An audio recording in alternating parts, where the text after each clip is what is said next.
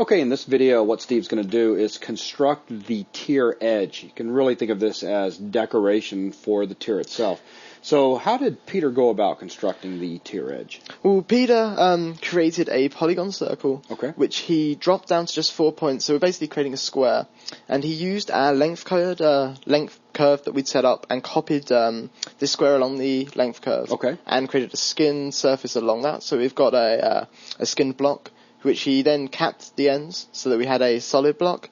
And he then copied that along the width of our bridge. So we can get going with that. Let's see if we can put it together. So firstly, I'm going to drop a new circle node in. I'm going to set this guy down to polygon. And I'm going to change the number of divisions. Let's bring our visibility over so we can see this guy. I want to drop our divisions down to 4 so that he's a square. Now currently he's 45 degrees off of the orientation that I'd like him to be in. We can change our arc angle up to 45, and now he's a square aligned such that he's running along the construction plane, running along like our horizontal axis. So I am going to set up a place to control our radius up on the master control, which I'll bring over to near where we're working. So if we edit the parameter interface and drop down a new float, which I will call tierEdge radius. tierEdge radius. We'll give it a label that matches that. Okay, we'll take it from 0.001. So again, just so that it can't hit 0. And up to 0.2. Now these second values that we're typing in are just to give a range on the slider that feels intuitive. So 0.2 from playing around with values and the likes. 0.2 on the radius. We haven't linked up yet, that's why it's not working. It's like, it's broken. So yeah, 0.2 on the radius I felt really was a maximum value, but you can always make the slider go further if you want, but normally you'd be playing with values between these ranges, so it's nice to have as much control on the slider as you need. So that's why we're setting up our second values there on the parameters. So let's actually get this guy rigged up. Let's first rename this node. And then we can copy our tierEdge radius parameter and use that to drive our radius. So now if we were to come back down to this, we have full control over this guy. This guy is going to be very tiny in comparison to the edge of our tier. So let me guess, next thing we're going to be doing is probably some sort of copy sop. Yeah, because we're going to use a copy sop to copy this guy along the length of our bridge, using our length curve that we set up earlier. So I'm going to drop down a new copy. And since the circle is going to be the primitive we want to copy, we'll drop that in the first input. And you might want to just go ahead and grab these two and just drag them all the way over to the right. Sure, I'll grab the master control as well in case we decide to work with him. Try and keep things as neat as possible. This network will very quickly become very large, so knowing where things are inside the network is going to become very important. So right now, we've got our length curve. It gets scaled to the full length. So I'm going to take, once we've been scaled, I'm going to left click to basically take a wire off of that that's branched off, and left click on this guy, so we've branched off of that down into the copy. So if we bring our visibility down to the copy, we have one of these guys at either end. We can change the radius up on. So we've got that in place for the end. I'm going to now basically skin a surface between these two guys. So we'll take our copy, which will wire into a skin. I'll probably rename this copy as well, just to keep everything as neat as possible. So we'll call this tierEdge skin. Sounds good. So we got our skin surface between these guys. There is a setting that I want to change compared to earlier, and that is output polygons.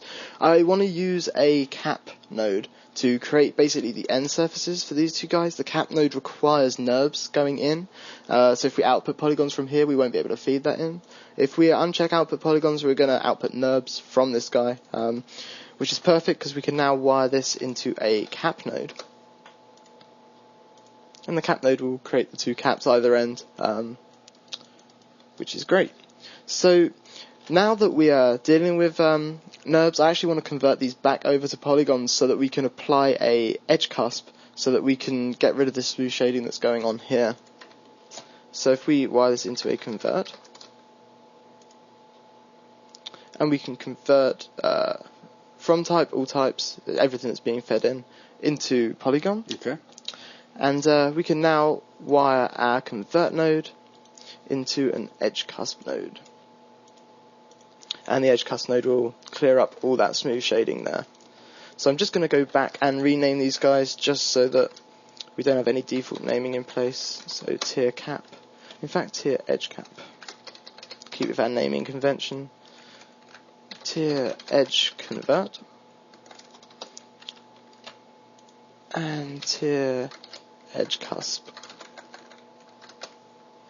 Okay, so with that we have a single edge. We want to copy this so that we have one at either side of the bridge, and later on when we're setting up multiple towers and we're going to have multiple sets of cables and the likes, which is going to be based on the number of points on our original width line.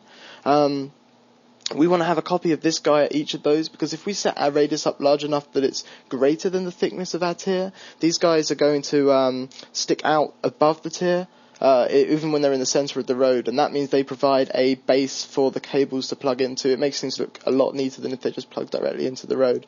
So we are going to copy this basically to every point that's on our width curve, so we can wire this into a new copy SOP, which is down there in our history, which is very convenient, which I will rename to tierEdge width copy.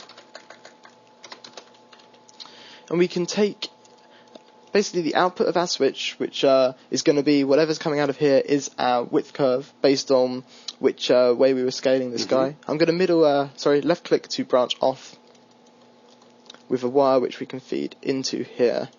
So now that's been copied to either side. Currently we only have 2 points. Later on we'll end up with more points based on how many towers and the likes we're having and how many cables we're having.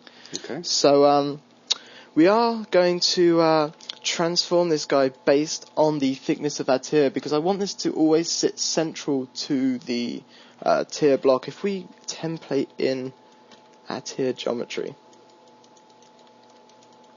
currently sitting at the bottom of the tier, but I want to translate this guy up so that he sits halfway through the tier. In fact, what I want to do is have our tier extrude actually go negative.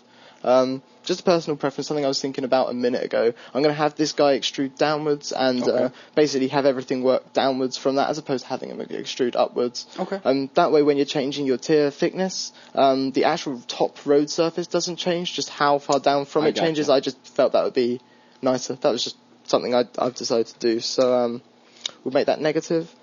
And then take our edge width copy, run that into a transform, so we can transform this guy down based on our thickness.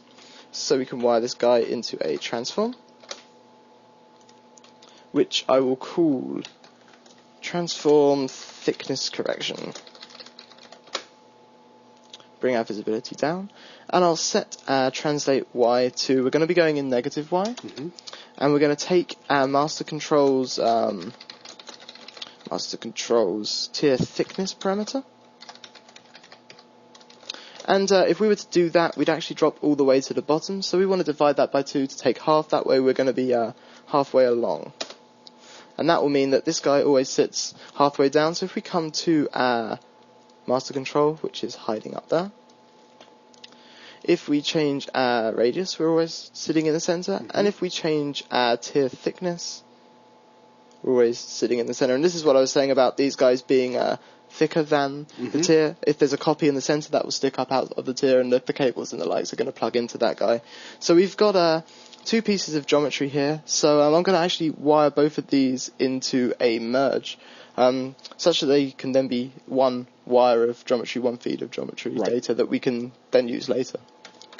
So take our tier cusp and wire that into a merge, bring that guy down here, take the edge that we just created, and let me zoom in so I don't miss that. There we go. If we bring our visibility down, That's what we're looking at currently. And that actually concludes this lesson, so thank you very much.